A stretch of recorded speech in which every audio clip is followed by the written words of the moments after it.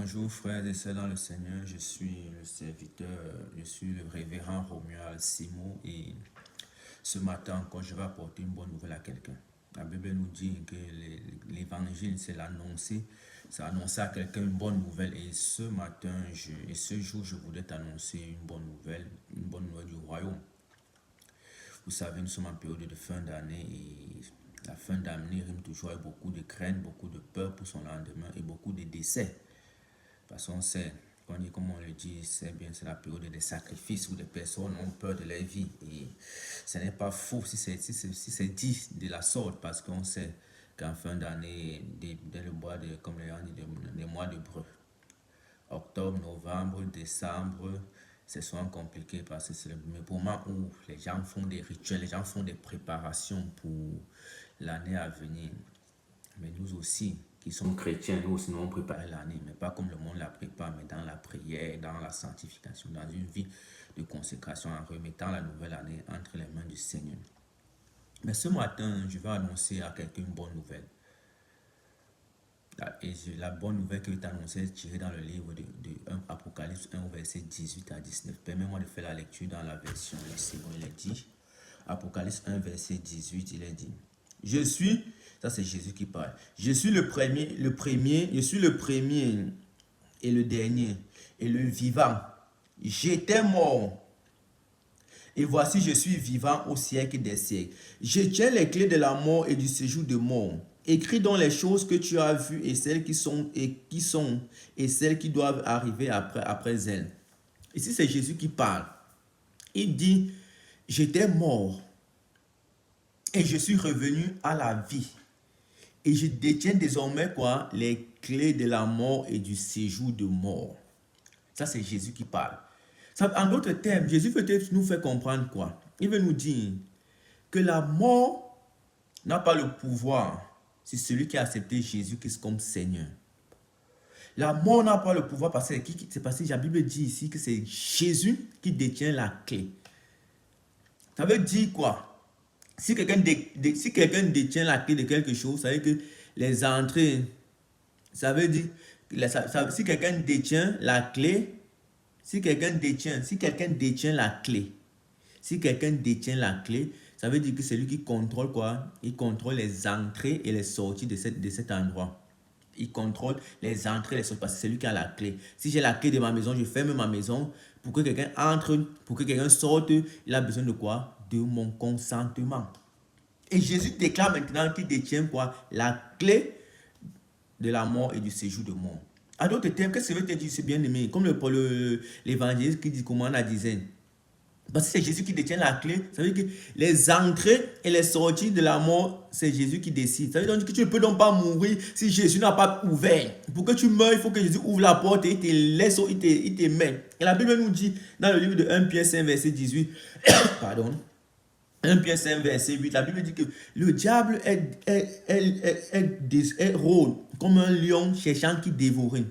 Mais quand le diable rôde comme un lion cherchant qui dévorer, le diable ne rôde pas à l'intérieur de la maison. Le diable rôde où? À l'extérieur de la maison. C'est que le diable est où? Il est à l'extérieur, il attend, il rôde comme un lion cherchant qui dévorer. Pour que le diable te dévore, ça veut dire qu'est-ce que tu dois faire? Tu dois sortir de la maison, tu dois sortir de la présence de Dieu pour que tu puisses être dévoré par le diable.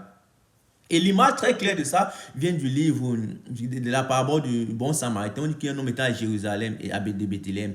Il partait, il est sorti de la ville, il est sorti, il allait en Égypte, il allait en Samarie, il est sorti de Bethléem, de Jérusalem pour aller en Samarie. Et les brigands se sont accaparés de lui et l'ont laissé presque mort. Ça, c'est la même chose. Pour que le diable t'atteigne, il faut quoi? Que tu sortes de la présence de Dieu. Il faut que tu sortes et c'est là que tu atteins. Et Jésus dit, les clés, c'est moi qui détiens les clés du séjour de mort. C'est moi qui ai la clé. Pour que quelqu'un te mette dans le côté de la mort, il faut que c'est moi il faut que la porte soit ouverte. Il faut que je t'ouvre la porte afin que tu sortes. Maintenant, le livre d'Apocalypse 3, qu'est-ce que le livre d'Apocalypse 3, verset 20 nous dit? Jésus dit, je me tiens à la porte et je frappe. Si quelqu'un entend ma voix, il ouvre la porte. J'entrerai chez lui, je dînerai avec lui et lui avec moi. Ça veut dire, Jésus frappe à ta porte, tu ouvres la porte, tu laisses Jésus entrer chez toi. Le diable va être à l'extérieur de ta maison, Mais toi, tu es à l'intérieur avec Jésus et la clé de la porte qu'il a, c'est Jésus-Christ qu'il a. Le diable ne pourra pas t'atteindre, ne pourra pas avoir accès à toi. Pourquoi? Parce que tu es dans la présence de Dieu. Tu es dans la maison. Jésus dit que quand quelqu'un accepte, il dit que j'entrerai chez toi, je dînerai avec lui, avec moi.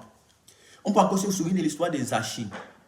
Zachée montait sur le sycomore parce qu'il voulait voir Jésus. Et la Bible nous dit, quand Jésus est entré chez lui, Jésus a dit, le salut est entré dans cette maison. On parle encore dans l'histoire de Pierre, quand Pierre priait et les gens sont venus le supplier de venir, qu'un homme veut le voir. Il est allé, on dit que c'était même un païen. Il est allé dans la maison de Corneille. On dit que le Saint-Esprit, ils sont mis à parler en langue et le Saint-Esprit est descendu sur eux. La présence de Dieu. Bien-aimé, si tu es dans la présence de Dieu, si ta vie est une vie qui honore Christ, si tu restes dans la présence de Dieu, le diable n'a pas atteint à toi, n'a pas accès à toi. Parce que tu es dans la maison, Jésus a frappé à ta porte, tu as ouvert. Et Jésus est entré, et Jésus est venu dîner avec toi. Jésus est venu souper avec toi. Jésus est dans tu es dans la présence de Dieu. Et la mort n'a pas de pouvoir sur toi parce que tu es dans la présence de Dieu. Et la mort, quel que soit, il parle de la mort sur toutes ses formes, pas seulement la mort charnelle comme on croit, mais la mort sur toutes ses formes, que ce soit spirituel, que ce soit dans tous les domaines de ta vie. La mort n'a pas accès. Pourquoi? Parce que tu es dans la présence de Dieu. Et Paul pouvait dire à l'ancien Gaius, je souhaite que tu prospères à tous égards comme prospère l'état de ton âme. Ça veut dire que quand tu es dans la présence de Dieu, tu vis une vie de consécration à Dieu. La mort n'a pas de pouvoir pour toi parce que la mort, c'est Jésus-Christ qui a les clés. Pour que la mort t'atteigne, il faut que Jésus, que c'est lui qui a la porte, c'est les clés de séjour de mort. Et ça ne peut pas t'atteindre. Pourquoi? Parce que Jésus-Christ a la clé.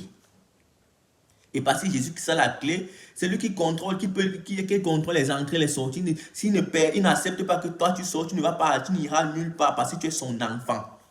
C'est comme un parent qui a la clé de sa maison. À 22h, quand tous les enfants sont à l'intérieur, il ferme la porte, il met la clé à son chevet et il dort. Aucun enfant ne pourra sortir parce que les portes sont fermées.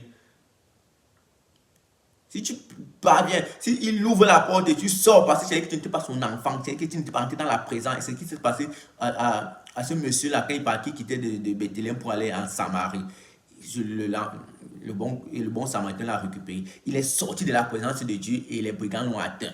Et la Bible dit que le diable est dehors, il rôde comme un lion saisissant qui dévore. Ça veut dire que toutes les fois que tu vas sortir de la présence de Dieu, c'est là que tu t'exposes à être arrêté. C'est là que tu t'exposes à être dérobé. C'est là que tu t'exposes. Et si tu restes dans la présence de Dieu, la mort n'a pas de pouvoir sur toi. Parce que les clés de la mort et le séjour de mort, c'est Jésus qui les a. Ce n'est pas le diable, c'est Jésus qui l'a. Et toi maintenant, mon frère qui est chrétien, qui est assis dans ta marche chrétienne, quelles que soient les circonstances de la vie, sois patient. Dis en toi-même que c'est Jésus qui a le pouvoir. Quelle que soit la maladie qui est dans ton corps, dis-toi que c'est Jésus qui a la clé du séjour de mort. Tant qu'il n'a pas ouvert la porte, je ne peux pas aller de l'autre côté du séjour de mort parce que c'est le maître et mon Père qui a la clé. Je vais encourager quelqu'un ce soir. Je vais encourager quelqu'un qui voit ça, qui verra cette vidéo ce matin, qui verra ça dans 1 an, dans 2 ans, dans 5 ans. Je te dis que les clés du séjour de mort, c'est Jésus qui les a. La mort n'a pas de pouvoir sur toi. Quelle que soit la qualité de la maladie, quelle que soit la maladie que tu as, tu ne mourras pas parce que c'est Jésus qui a la clé. C'est Jésus qui a la clé du séjour de mort. Quelles que soient les paroles de malédiction, de mort qu'on a prononcées contre ta vie, c'est Jésus-Christ qui a la clé. Et tu vivras pour annoncer les oracles de l'Éternel. Bien-aimé, fortifie-toi et prends courage et garde ça dans ta pensée, dans ta mémoire, que les clés de la mort et du séjour de mort, c'est Jésus qui les a. C'est la raison pour laquelle la Bible dit qu'il est mort. Non plus il est mort, il est descendu dans les abîmes pour délivrer les captifs, pour prendre les clés, pour arracher les clés du séjour de mort aux mains de Satan. Il la conserve et il l'a. Et dans le livre d'Apocalypse, le dernier chapitre, le livre de la Bible, il répète encore dans l'Apocalypse que c'est moi qui ai les clés, et qui a les clés du séjour de la mort. Bien-aimé, n'aie pas peur, vis une vie paisible, une vie sainte, une vie véritable, parce que c'est Christ qui a le dernier mot sur toutes choses. Sois béni dans le nom de notre Seigneur Jésus-Christ. Amen.